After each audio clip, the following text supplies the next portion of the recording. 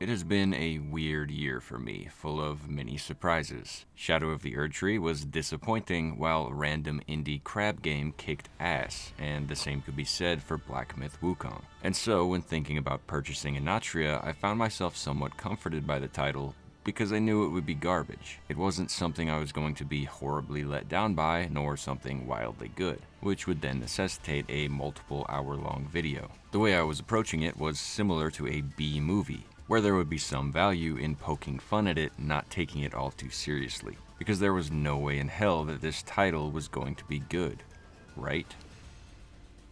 Enotria is the greatest Souls game I've ever played. Nah, I'm just fucking with you, could you imagine? Enotria is, however, the perfect shitty Souls-like that takes the same paint-by-numbers approach to game design that many other hack titles have done in recent memory. Unfocused combat that throws a tremendously rough-around-the-edges deflection system at the player to hide the cracks in the shitty design, 1,000 instances of copy-pasted bosses, enemies, attacks, weapon movesets, and spells all poorly attempting to flesh out the already small world. And wrap all of that up within a gimmick just interesting enough to give the game a unique feel, but not refined enough to offer anything gameplay-wise more than a passive annoyance. And while all of that is kind of par for the course when it comes to Souls-likes, the surprisingly terrible standout flaw of this game comes within its boss fights. If you know me, then you know how I feel about boss fights and Souls-likes. I see them as the meat of the Souls sandwich, the most important element that makes or breaks a Souls experience. Sure, level design and world building and all that can be really important, but the way I see it, none of that really matters when the payoff for exploring is to eventually challenge a garbage boss. I find huge value in boss fights. I glaze bosses. When it comes to bosses, I blow bubbles on it. That's how I got my last promotion at work, at least. Enotria, the last song, at the end of the day, only has one flaw that really matters, and it's that this game doesn't have a single good boss fight in it. And I'm not being hyperbolic when I say that. Every single boss in this game starts with a really basic template, usually involving a copy-paste of a major world enemy, and then giving them a really shitty, poorly telegraphed set of one-shot or nearly one-shot moves to give the illusion that this game is difficult. One hill I will absolutely die on when it comes to analyzing game design is the idea that difficulty is a title given to games that deserve it. If your game is only difficult because it's poorly made, then you haven't made a difficult game. You've made a shitty one. And I don't care how high you make boss health and damage, if the boss itself is shit. Any moron could increase those stats without any knowledge of game design. Because at the end of the day, even with the boss fights being cranked up with high health and damage, and the elemental rock paper scissors aspect, the hardest part of beating this game isn't getting past the mandatory boss fights, it's getting through the boredom of seeing the same 6 moves spammed across like 20 different boss fights. The tedium of being asked to spend more time within a boss fight than the devs took to actually create the fight itself. Just copy and paste an elite enemy, copy and paste the elemental line projectile attack into its phase 2, and then slap a new paint job on that bitch, and you've got yourself 4 new boss fights, corresponding to each of the elemental types. Now, ordinarily I would take plenty of time within a video going over each of the bosses with decent detail. However, that amount of detail was largely based on how complex, for better or for worse, I found that boss's moveset and abilities to be. And so with that in mind, it looks like this will be a lightning round of boss analysis, taking an equivalent investment in the bosses as the devs did in developing them. First, we have the Force of Change, a tutorial boss that's essentially a mirror match with a larger version of your character with the same sword you started with. Next, you'll fight Curtis, a buffed elite enemy fight with some mask line attacks in his phase 2. I already talked about him within my video analyzing the demo, and they didn't change anything about him since then. Next, you have Vermiglio, and his holy reskin within Chapter 3. Now this boss is one that I found huge fault in within my demo video, where I proved that if you stand too close to one of his melee attacks, then you'll be hit by the attack regardless of parry timing.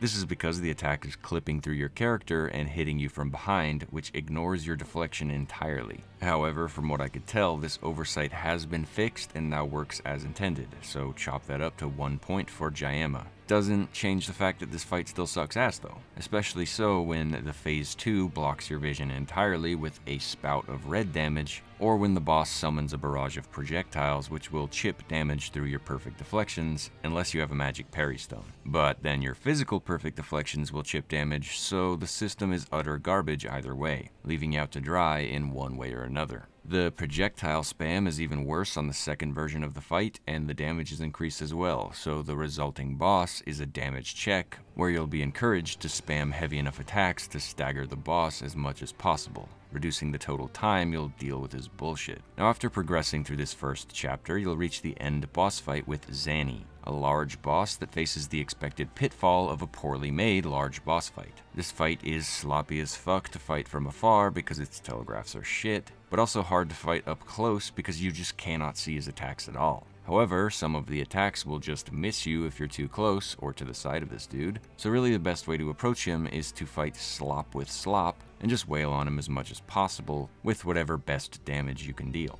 After beating this fight, you can return to the boss arena for Vermiglio and interact with the statue here, which will teleport you to an arena with Maja, a boss that reuses a bunch of visuals from the Vermiglio fight, but ultimately just hits you with a bunch of garbage projectiles and shit. And so we begin towards chapter 2 by first having to fight a lumberjack, the boss equivalent of a lumberjack, quite literally a basic enemy but with one extra move. And then we enter Falicia Magna and stumble upon the fight with the Poison Spatula Gatekeeper. Now you can tell that the devs were proud of this fight, because it's reused a full 4 times, reskinned with each element type, but also this fight is reused a good 20 times within basic world enemies, which also gain access to the Phase 2 line projectile slash, which can clip through walls, and so you'll often find yourself blasted by enemies you've ran past and found cover from, which can be exceptionally fun when you have a large amount of souls riding on your run back. Anyway, the basic template of this boss really isn't bad at all. It's kind of fun to learn. That is, until the boss reaches Phase 2 and throws all of that away,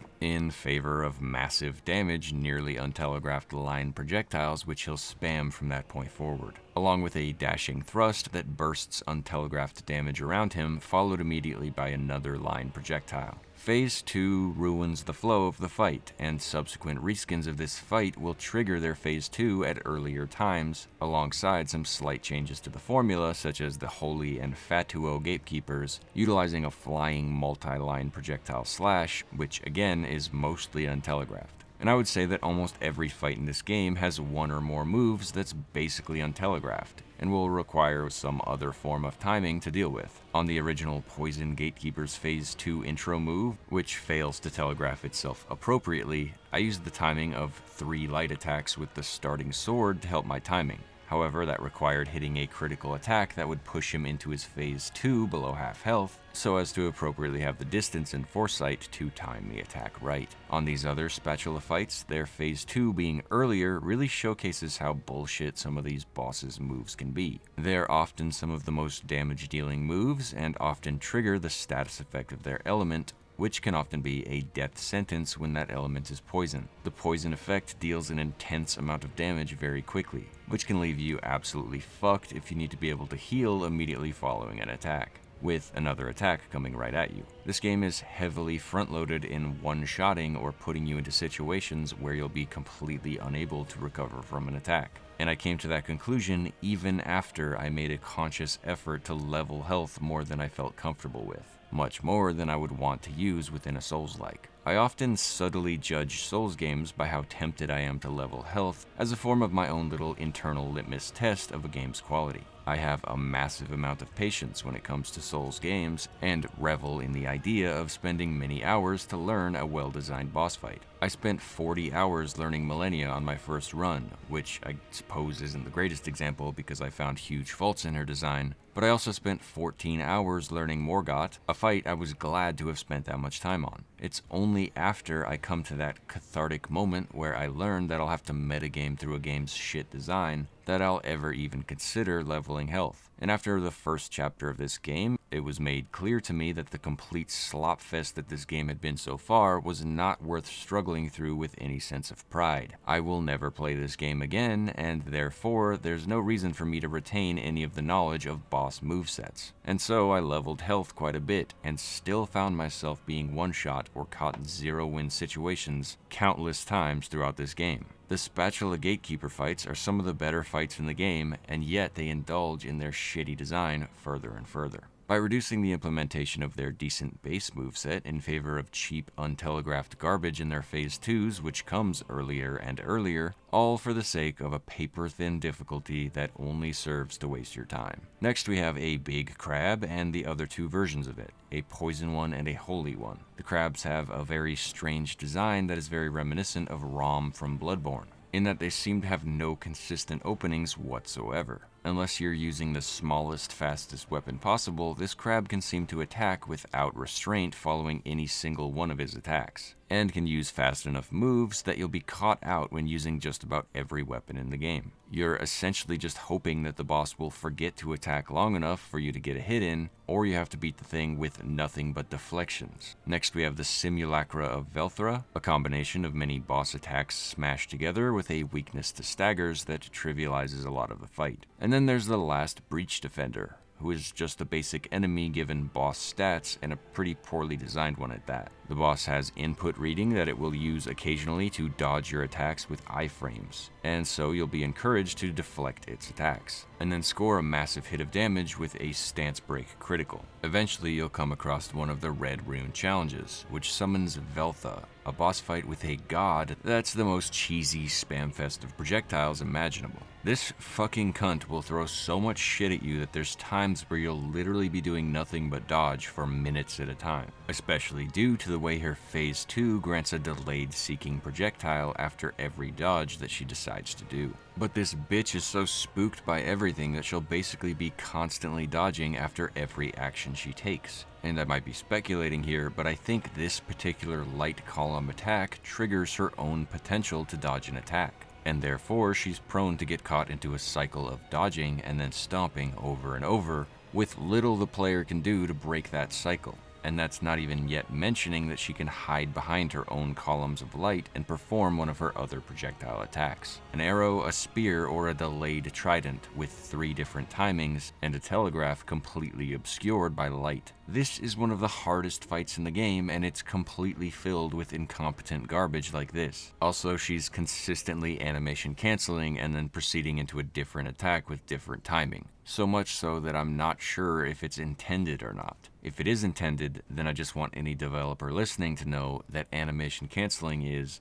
best case scenario, supposed to be a glitch. That shit is fucking dumb as fuck. Beating this boss gives you access to the respec function back at the Firelink Shrine of this game, but it's really dumb to lock respecking behind a difficult boss fight. Next you'll fight the Sunken Colossus, a holy variant of the regular world enemy Sunken Colossus, and the Huntress of Veltha, a copy-paste of an enemy hanging out directly outside of her boss arena. This fight has a Phase 2 which puts her into bow mode and makes the fight much easier than her poison sword combos. And just after this fight, you'll find that there's an even worse route to take than having a reskin fight. And that's when a fight is just a reskin that copy and pastes a bunch of really shitty moves into its moveset, and when that fight is a gank fight, though only barely a gank fight. The boss High Princess of Veltha spawns with 3 adds that you'll chew through pretty easily. However, that pretty much guarantees that you'll be hit by the boss in the process, likely by the move which spawns a blast of holy damage directly at your location.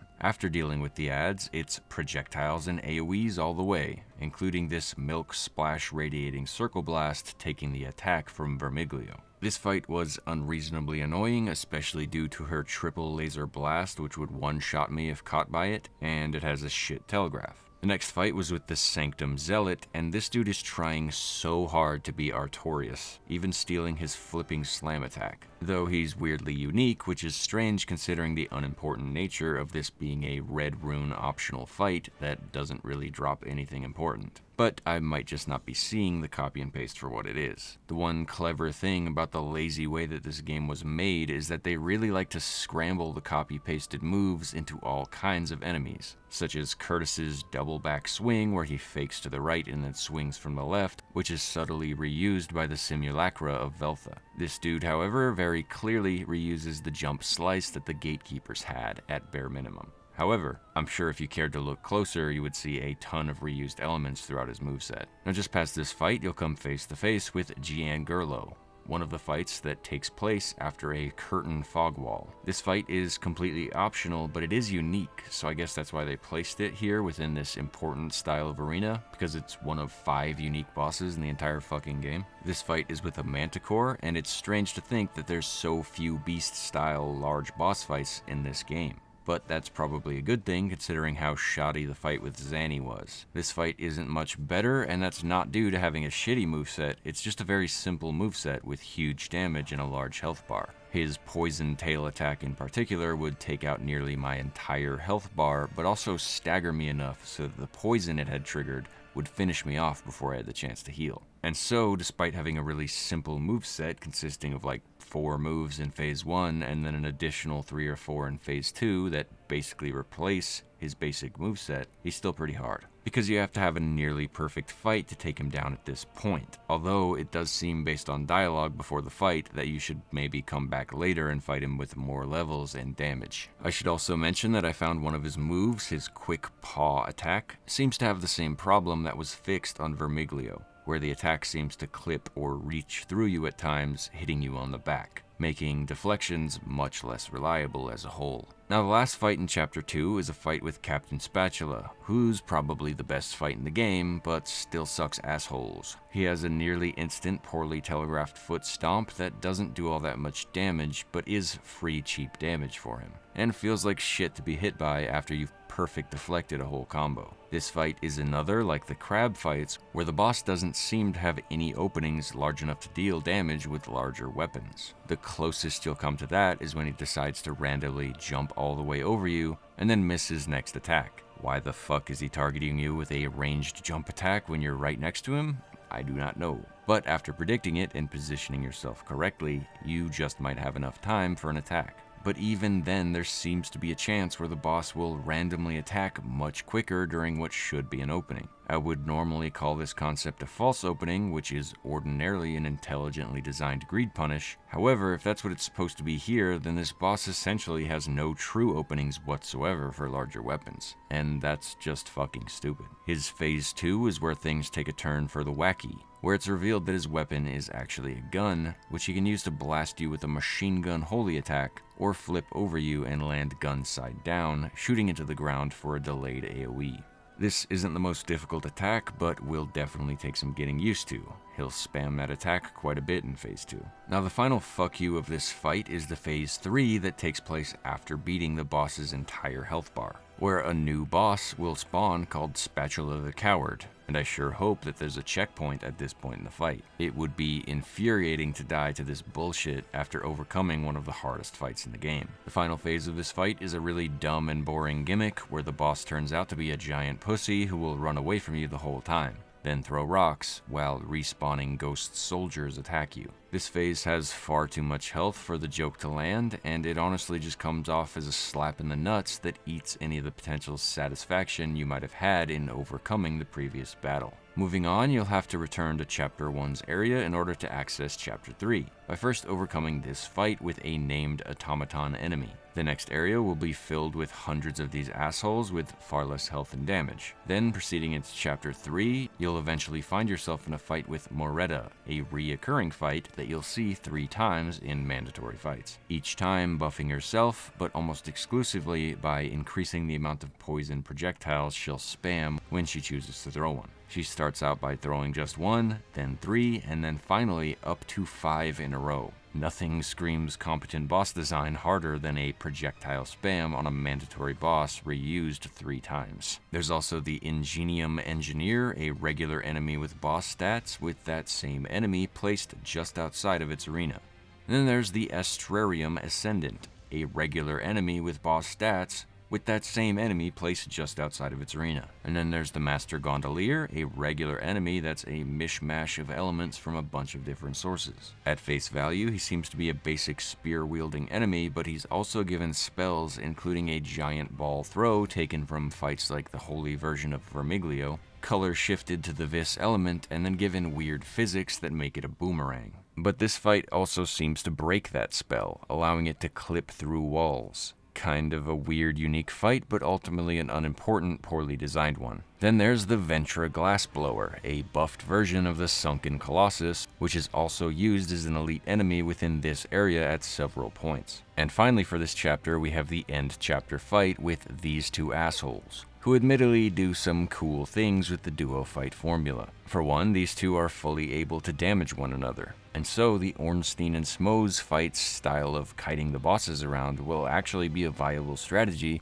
for at least taking one of them out. And the fact that both of them are elementally attuned enemies will encourage you to engage with the loadout system or at least bring multiple weapons with you. All of this is pretty cool actually, and I'm not mad at this at all. I'm always happy to see a gank fight that doesn't leave you out to dry with boring patience-focused gameplay and extreme difficulty.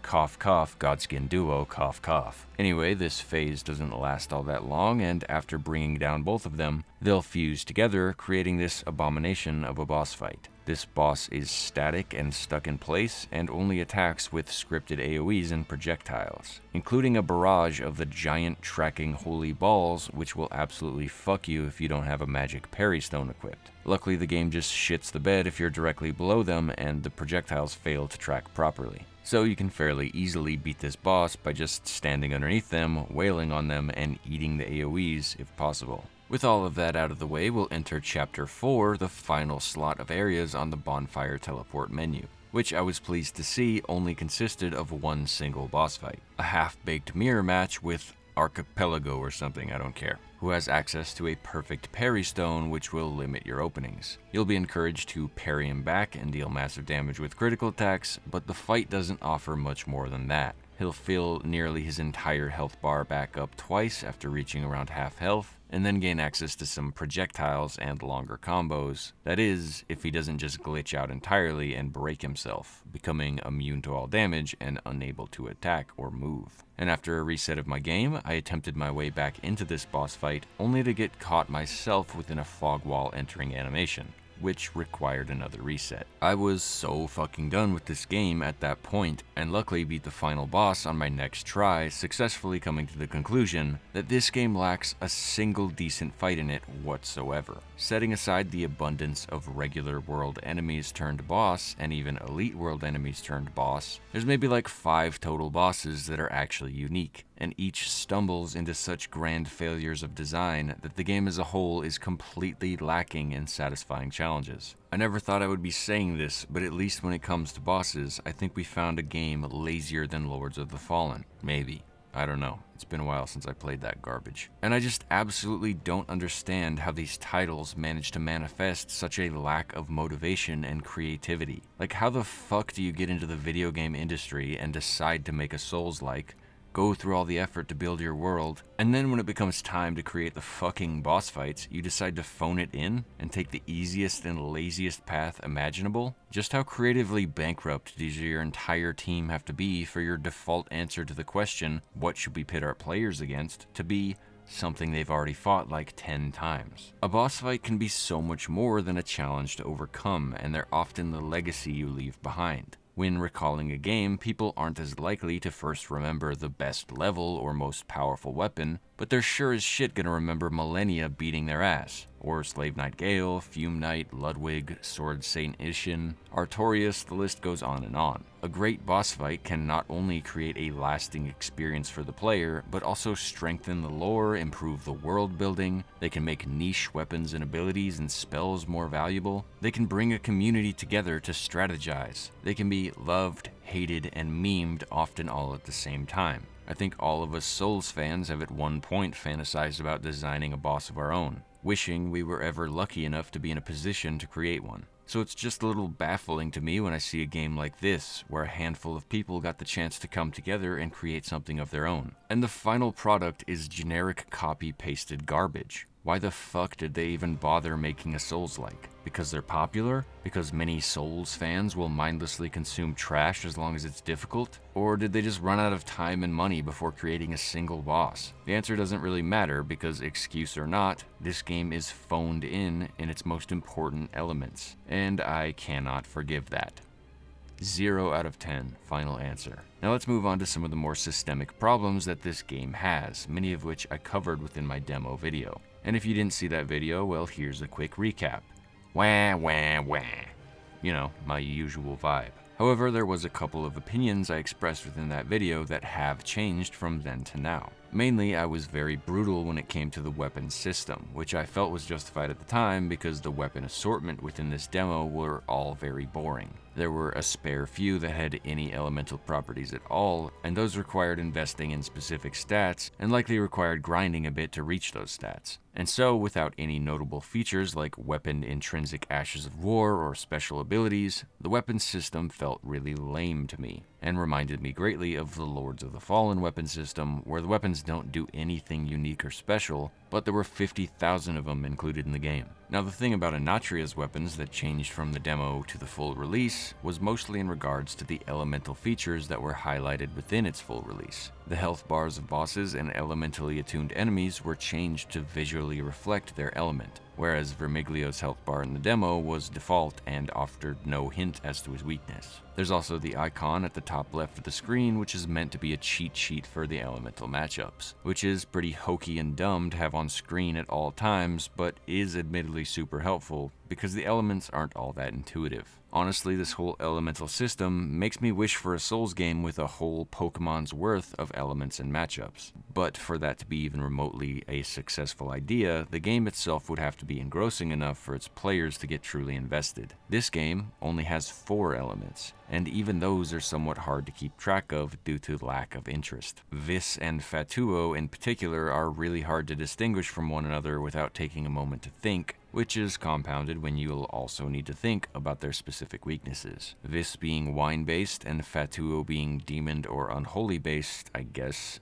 doesn't really translate well when applied to the gameplay, because the elements will only present themselves in the moment in the form of either red or purple weapon auras or spells. Maybe it was just me, but I was always confusing the two due to their similar colors. Anyway, the elemental focus that was reinforced within the full release gave the game a bit to chew on in relation to which weapons you'll use to approach different challenges. And so I did end up being wrong in my initial assumption about the weapons. They're pretty cool, and due to the massive amount of upgrade resources you'll collect, you'll feel free to level many of them within a single playthrough, giving yourself several options for each of the elements. However, despite coming around to the weapons on a surface level, the one thing you'll notice upon collecting and using a bunch of them is that there really isn't all that much variety in weapon class, only like 5 or 6 options, with each weapon within that class acting identically to any other, but affixed with a different element or stats. And that's another layer that feels paper thin about this game. You can pick up 2 different unique weapons that should, for all intents and purposes, have wildly different combat utilities, such as a weapon that looks useful for thrusting attacks, but you'll find that the weapon will have to arbitrarily fit within its class's rigid moveset and animations in a universal way, which gives the feel that the system was made quickly and carelessly rather than an assortment of handcrafted weapons which deal damage in logical ways. A big reason that this system is so cookie-cutter is due to the fact that this game fails to feature the Souls standard slashing, piercing, or striking damage types, which likely would have guided the devs to represent the typing within each weapon moveset more directly. Instead, we get more copy and paste, again using a reskin and different elemental damages as an excuse to avoid actually having to create anything. Just fucking make the game a Sekiro-like if you don't want to do the work. That way you don't have to waste time making a bunch of boring weapons. And your combat can be more finely tuned for it. Another Crab's Treasure is an excellent example of using this design style effectively. And even then, that game managed to mix up the combat with its unique shell options, because the people who made that game actually wanted to make the game they were making. There's passion behind their design. On that note, pick any single one of ACT's boss fights, and the creativity flowing through their design absolutely solos anything in Enotria. And it's not even close. Anyway, the weapons in Enotria are definitely not crafted with much creativity in mind. However, that does mesh well with the lack of investment you should have with the game as a whole. Having 3 different weapons with 3 different intrinsic elements, and all 3 have the exact same moveset, makes it simple to swap between them for different elemental matchups, without having to learn new timings or combos. And combos are a really strangely interesting part of Enotria's design. However, the sad thing is that I'm not even sure that this was an intentional mechanic, as it's not hinted anywhere in-game, and I don't trust this developer to go the extra mile. You see, if your last attack ended with your weapon in the wind-up position of your next attack, then you can skip the wind-up, which results in more DPS. For this spear-type weapon, the combo is heavy attack, light attack, back and forth, and this combo is hugely valuable for keeping staggerable enemies staggered while conserving stamina with the light attack in between. I utilized this combo 1,000 times to deal with the chunky world enemies all throughout the game, and it was very satisfying to implement. Another combo on colossal swords is to use the heavy attack and then spam as many light attacks as you need. The heavy attack's end position is much closer to the start of the continued light attack than it would be to the end position of a starting light attack's end position. After you've gotten over the starting attack, the weapon swings back and forth quite efficiently, and so you'll end up saving time by using a heavy attack first and then light attacks. Now this is probably the most interesting concept within the combat sandbox, being that parrying is a sloppy, confused mess, jump attacks are mainly underutilized and stamina inefficient, mask lines are unreliable and reset their charge upon starting a boss, and the elemental matchups are mostly passive.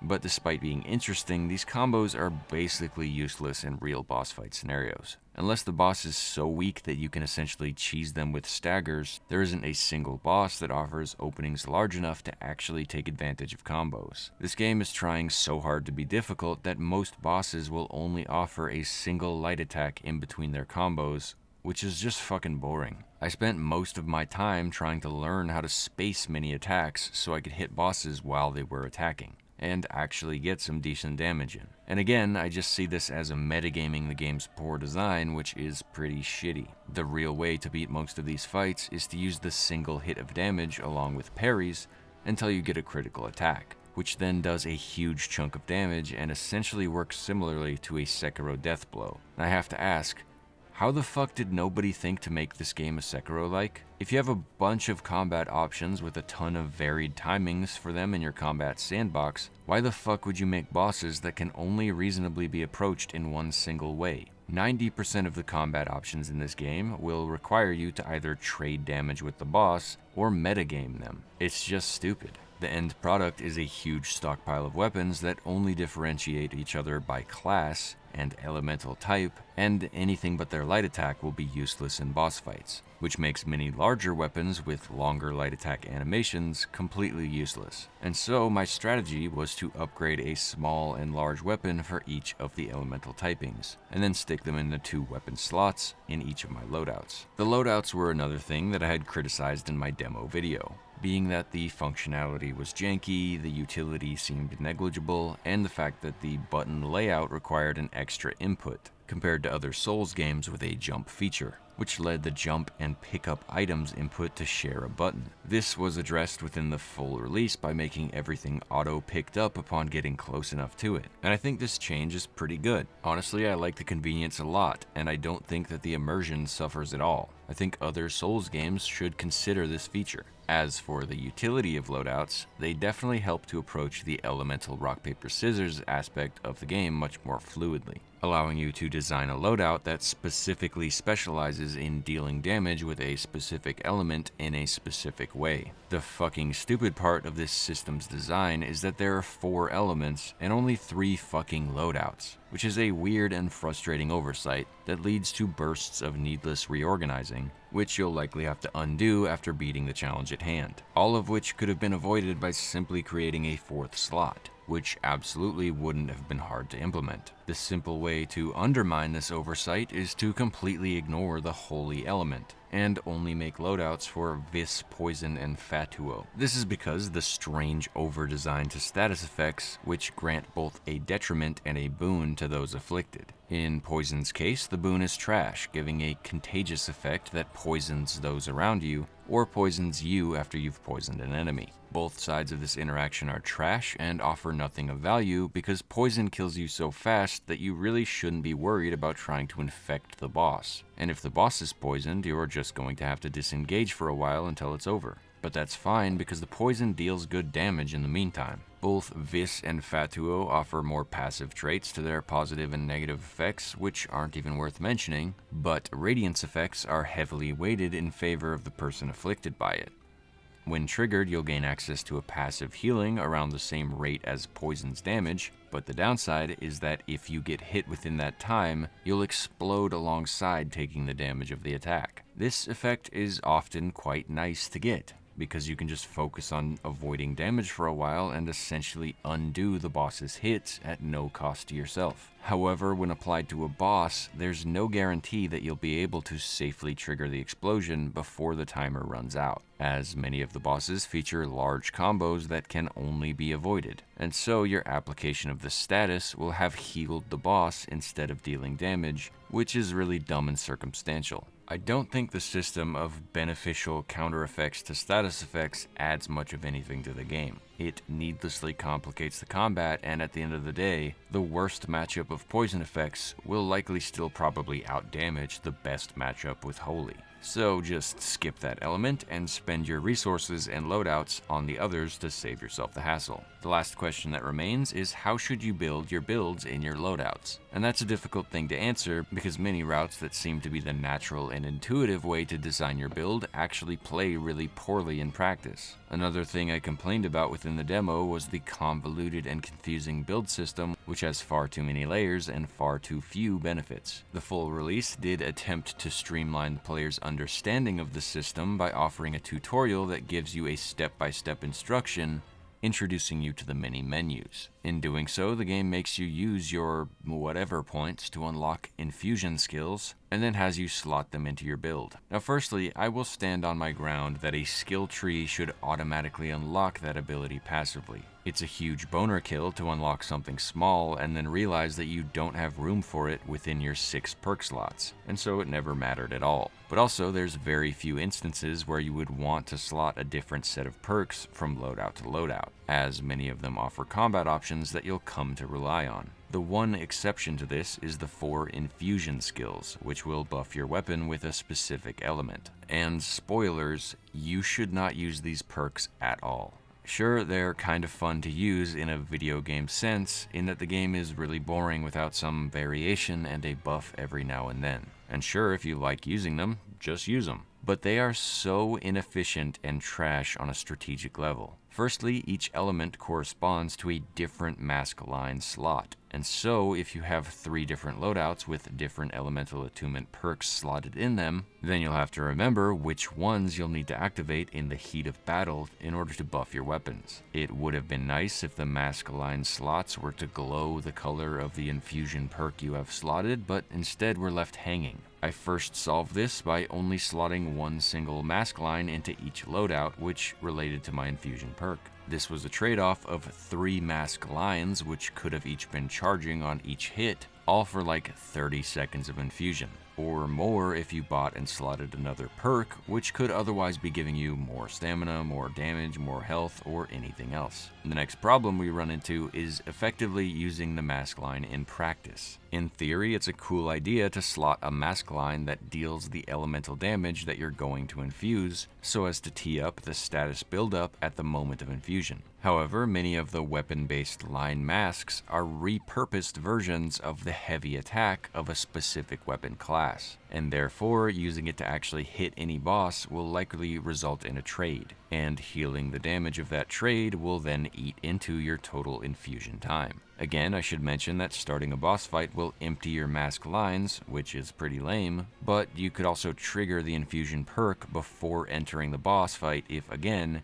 you're aiming to metagame. The fact that you'll want to trigger your infusions as much as possible to take advantage of the perk benefits as much as possible eats into the total viable mask lines even further. You'll want one with both a fast charge time as well as a fast activation time, but beware that activating it before your current infusion has expired won't reset your timer. If you're going to go the elemental infusion route, I definitely recommend using this stomp ability called Something Elemental. This charges reasonably quickly, it triggers quickly, and it increases your elemental damage for a short duration. Memorize the pattern for this line's emblem and then slot it into your infusion slot within each of your loadouts, and then you'll always have a decent infusion method. But above all else, you definitely shouldn't play this way if you want a straightforward and effective run of this game. There are far too many downsides to this style of build, and all of them come together to create really confusing gameplay within a game with boss fights that require straightforward combat.